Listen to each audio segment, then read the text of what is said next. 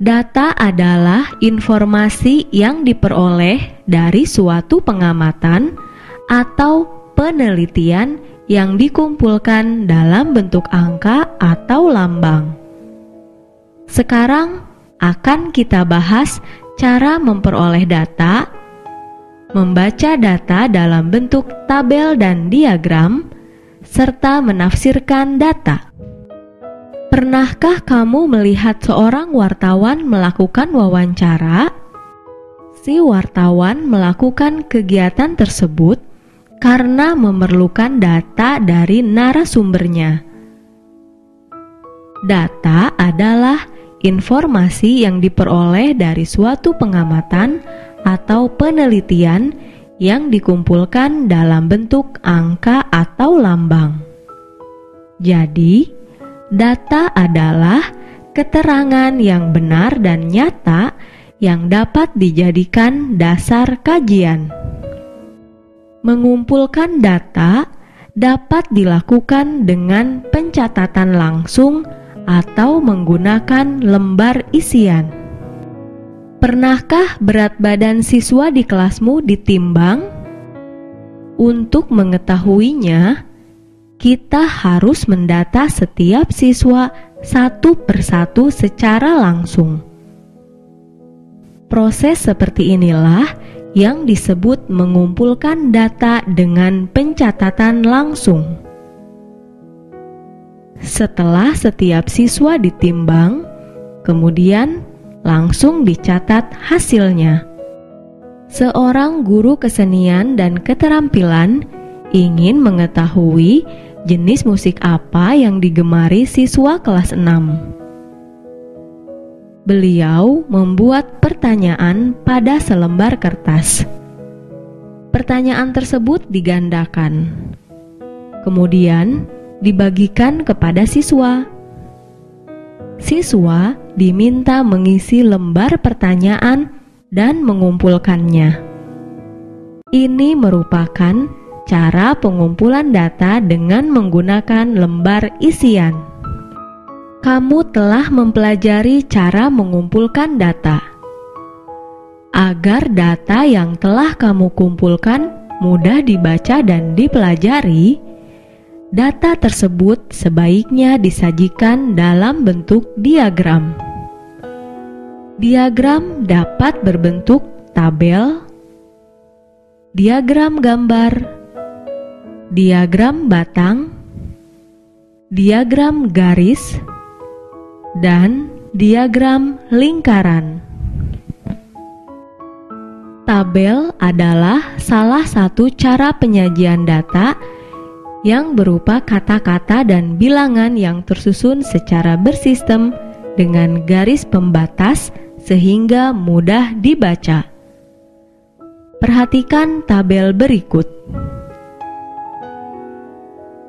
Kolom kiri mewakili banyak warna. Kolom tengah mewakili jenis warna. Dan kolom kanan mewakili banyak siswa. Diagram gambar adalah diagram yang disajikan dalam bentuk gambar sesuai dengan data yang diperoleh. Perhatikan diagram gambar berikut. Dari diagram gambar tersebut dapat kita ketahui antara lain siswa yang memiliki hobi membaca ada 8 orang. Adapun diagram batang adalah diagram yang digambarkan dengan bentuk persegi panjang. Perhatikan diagram batang berikut. Dari diagram batang tersebut dapat kita ketahui hasil panen yang paling banyak terjadi pada bulan Juni, yaitu sebesar 16 ton. Diagram garis adalah diagram yang digambarkan dalam bentuk garis lurus. Perhatikan diagram garis penjualan beras berikut. Dari diagram garis tersebut dapat kita ketahui antara lain penjualan beras pada hari kedua sebesar 8 kuintal. Diagram lingkaran adalah diagram yang bentuknya berupa lingkaran. Perhatikan diagram lingkaran dari jenis olahraga pilihan siswa berikut. Dapat kita ketahui bahwa olahraga yang paling banyak dipilih adalah sepak bola, yaitu sebanyak 30%. Kini, kamu sudah pandai membaca diagram.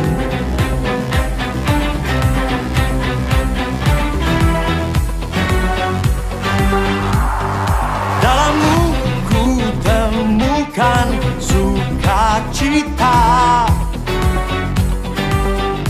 Ini kita akan mempelajari tentang pengolahan data untuk cara penyajian data yang B atau yang kedua adalah diagram batang.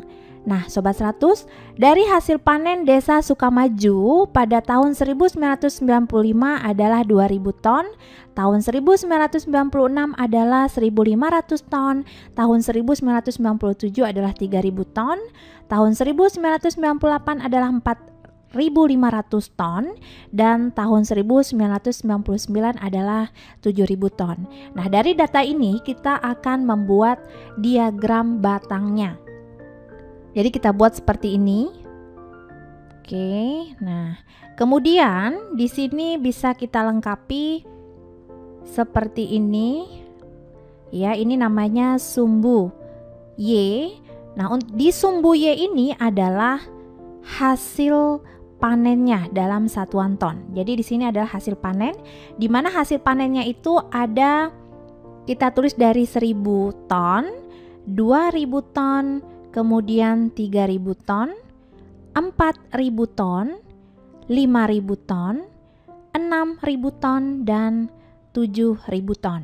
Kemudian pada sumbu X atau yang mendatar ini kita juga buatkan seperti ini, dan ini dinamakan tahunnya. Jadi di sini untuk tahun, di mana tahunnya dimulai dari 1995, 1996, 1997, 1998, dan 1999. Nah, karena diagram batang, maka kita buat bentuknya seperti batang, dan kita mulai dari 1995, ini adalah 2000 ton, maka 2000 ton ini dari sini. Nah, ini adalah 2000 ton. Kemudian tahun 1996 hasil panennya adalah 1500, maka letaknya di sini. Ya, jadi di tengah-tengah antara 1000 dan 2000. Kemudian pada tahun 1997 itu adalah 3000 ton. Nah, jadi seperti ini. Kemudian tahun 1998 diperoleh hasil panen 4.500 ton. Jadi segini, oke? Nah, kemudian pada tahun 1999 diperoleh hasil panen 7.000 ton. Nah, Sobat 100, jadi inilah cara penyajian data dalam bentuk diagram batang, di mana yang di sumbu Y atau yang vertikal ini adalah hasil panennya, sedangkan yang ada di sumbu X atau yang mendatar ini adalah tahunnya. Oke, Sobat 100, jelas ya? Jadi diingat ya bentuk diagram batang seperti ini. Nah, kemudian di sini yang akan kita bahas lagi adalah tentang cara penyajian data dalam bentuk diagram garis. Nah, untuk diagram garis sama halnya dengan diagram batang tadi, kita buat bidangnya dulu ya. Jadi di sini sumbu Y, sumbu X sama ya, kita buat dulu. Di sini diisi dengan hasil panen dalam satuan ton, di mana kita mulai dari 1000 ton, 2000 ton, kemudian 3000 ton, 4000 ton, 5000 ton, kemudian 6000 ton dan 7000 ton. Kemudian pada sumbu X-nya atau yang mendatar ini diisi dengan tahunnya. Nah, untuk tahun kita mulai dari 1995, 1996, 1997, 1998 dan 1999. Nah, berdasarkan dari data ini, tahun 1995 menghasilkan 2000 ton. Maka kita tandain titiknya di sini, pertemuan antara sumbu X dan sumbu Y, maka di sini. Nah, kita tandain pakai titik.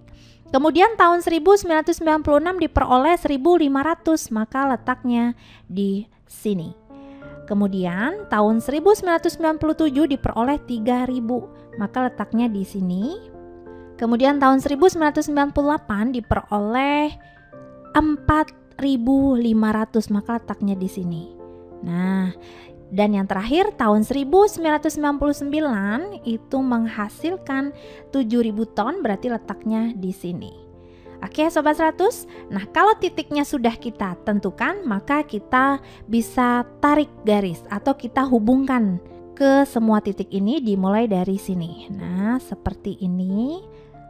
Oke, nah jadi inilah cara penyajian data dalam bentuk diagram garis. Mudah ya Sobat 100?